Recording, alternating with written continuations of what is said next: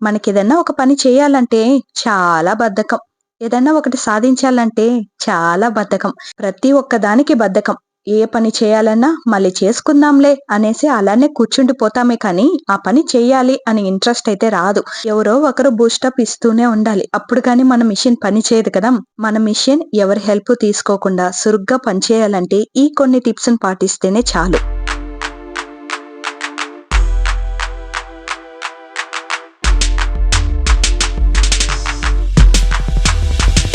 Hi hello అందరికీ నమస్తే. ఇవాల్టి వీడియోలో మన లేజినెస్‌ని తగ్గించే కొన్ని టిప్స్ అయితే మీతో షేర్ చేసుకుంటాను. వీడియోని పూర్తిగా చూసేసి వీడియో నచ్చిందా లేదా అన్నది తప్పకుండా కామెంట్‌లో తెలపండి.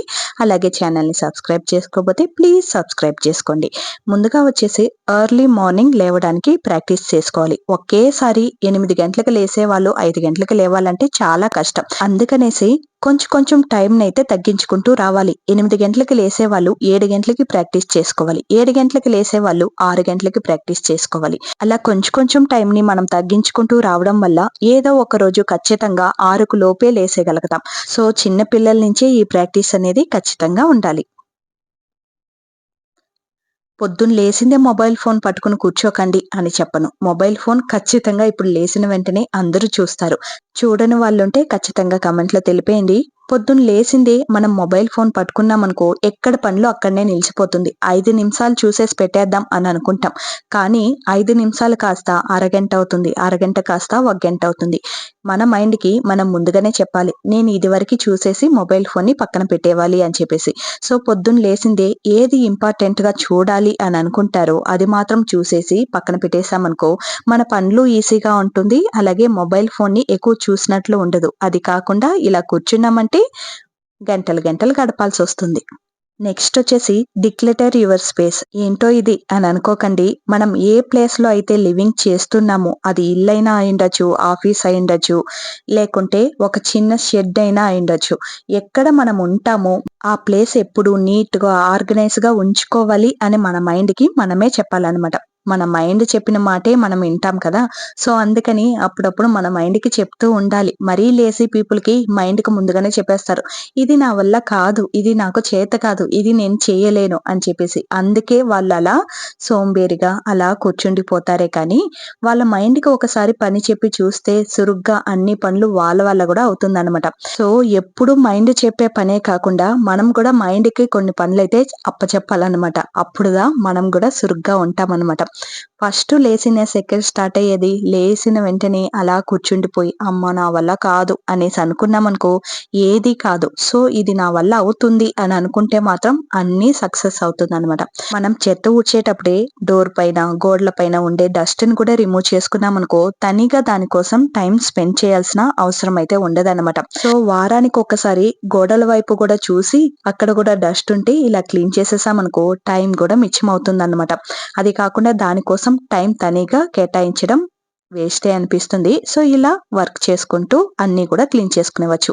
ఒక ఇల్లును మాత్రమే క్లీన్ చేసుకోవాలా అంటే కాదు. మనం ఆఫీస్‌లో ఉంటే క్యాబినెట్‌ని క్లీన్ చేసుకోవచ్చు.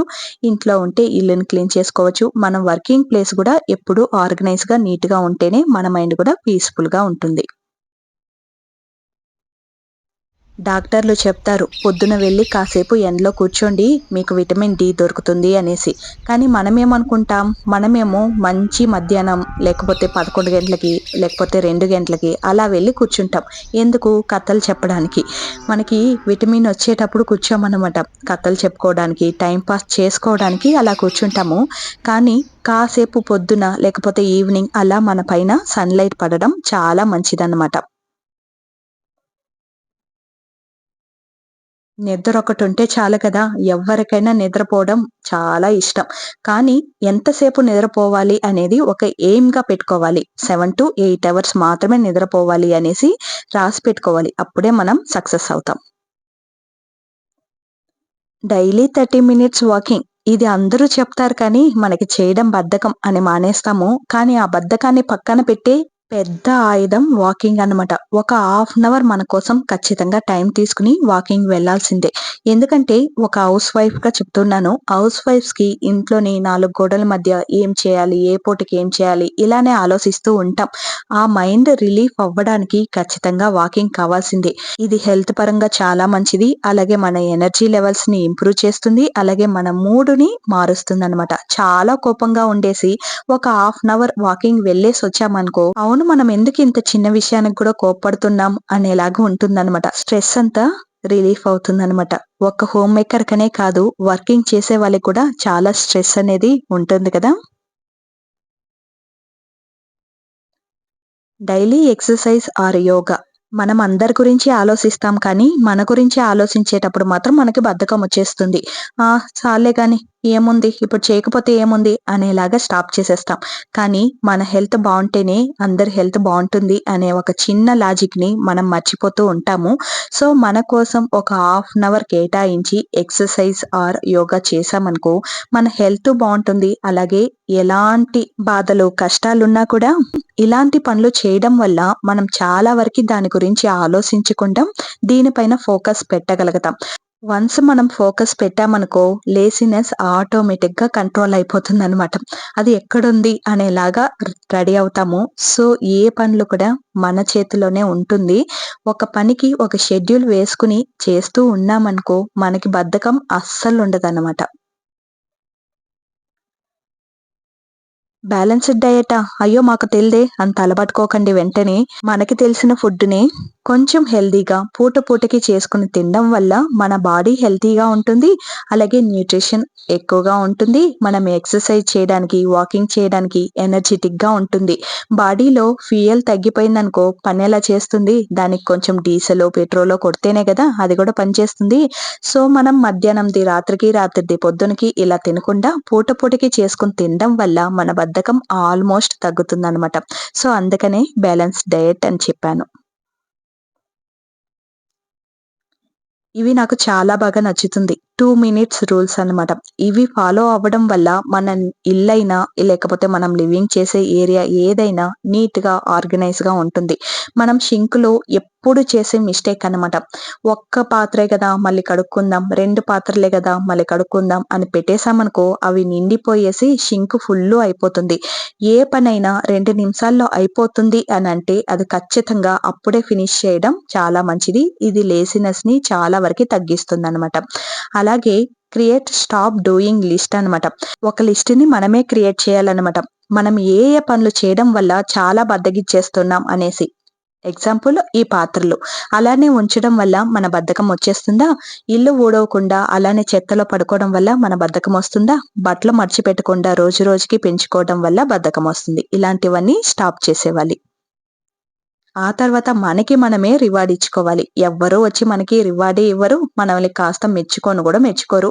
అందుకనేసి మనం అంగిట్లో వెళ్లి రివార్డ్‌లన్నీ కొనుక్కొనొచ్చి రివార్డ్ ఇచ్చుకోవాలనేం కాదు. సో, మన సెల్ఫ్‌ని మనమే కంపేర్ చేసుకోవాలి. ముందు ఎలా ఉన్నాం, ఇప్పుడు ఎలాగున్నాం అని చెప్పేసి కంపేర్ చేసుకోవాలి. ఎక్కువగా సెల్ ఫోన్ వాడేదాన్ని ఇప్పుడు చాలా వరకి తగ్గించాను కదా! నేను స్నానం చేయడానికే ఆలోచిస్తాను. ఇప్పుడు డైలీ తొందరగా స్నానం చేసేస్తున్నాను కదా! తొందరగా రెడీ అయిపోతున్నాను కదా! అన్ని పనులు చకచకా తొందరగా చేసేస్తున్నాను కదా! అనేసి మన పనులని మనమే కాస్త అబ్జర్వ్ చేసి కంపేర్ చేసుకోవడం వల్ల మన లేజినెస్ అనేది చాలా వరకి తగ్గుతుంది. ఎగ్జాంపుల్‌కి చెప్తున్నాను. కూరగాయలు తెచ్చిన వెంటనే మనం సద్దకుండా ఆ తర్వాత సర్దుదాంలే అని పక్కన పెట్టేస్తే తెచ్చిన కూరగాయల్లో సగం వరకి మగ్గిపోయి వేస్ట్ అయిపోతుంది. సో, తెచ్చిన కూరగాయలే వెంటనే దాని ప్లేస్‌లో అరేంజ్ చేయడం వల్ల మన లేజినెస్ చాలా వరకి తగ్గేసి మనం కూడా చాలా యాక్టివ్‌గా ఉండగలుగుతాం.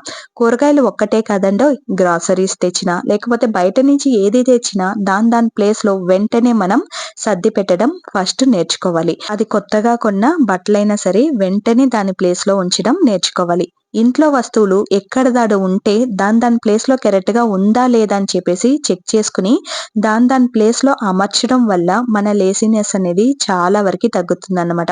సో, ఈ కూరగాయలు ఒక్కటే కాదు మనం ఇంట్లో చేసే ప్రతి ఒక్కటి మన లేజినెస్‌ని ఇంప్రూవ్ చేస్తుంది, తగ్గిస్తుంది. మొత్తం మన చేతుల్లోనే ఉంటుందన్నమాట. సో, ఇప్పుడు ఇలాంటివన్నీ ఆలోచించి ఏదేది ఎక్కువగా లేజినెస్ ఇస్తుందో దాన్ని మన మైండ్‌లో నుంచి డిలీట్ చేసేయాలి. మనం ఏదైనా ఒక గోల్ అనుకున్నప్పుడు అవతల వాళ్ళకి చెప్తే అది నెరవేరదేమో అని అనుకుంటాం. కానీ అది చాలా వరకి నిజమే. కానీ ఇలా లేజీనెస్‌గా ఉండేవాళ్ళు మాత్రం ఖచ్చితంగా అవతల వాళ్ళతో షేర్ చేసుకోవాలి. అది ఎలాంటి వాళ్ళతో షేర్ చేసుకోవాలంటే, మనలాగే బద్ధకంగా ఉండే వాళ్ళతో అస్సలు షేర్ చేసుకోకండి. మనకంటే యాక్టివ్‌గా ఉండే వాళ్ళతో షేర్ చేసుకోవడం వల్ల, వాళ్ళిచ్చే మోటివేషన్ వల్ల మనం కూడా చాలా వరకి ఇంప్రూవ్ అవుతామనమాట. అందుకోసం వాళ్ళతో షేర్ చేసుకోవాలి. అలాగే కమ్యూనిటీలో జాయిన్ అవ్వాలి. అందుకనేసి ఒక గ్రూప్‌ని ఎతుక్కోకండి. మన చుట్టుపక్కల ఉండే కజిన్స్ అయినా, కొలీగ్స్ అయినా, లేకపోతే నేబర్స్ అయినా వీళ్ళతో క్లోజ్‌గా ఉండడం వల్ల మనకి తెలియని చాలా వరకి విషయాలు మనం కూడా నేర్చుకోగలుగుతాం. సో, నలుగురితో కలిసిమెలిసి బతికేద్దాం.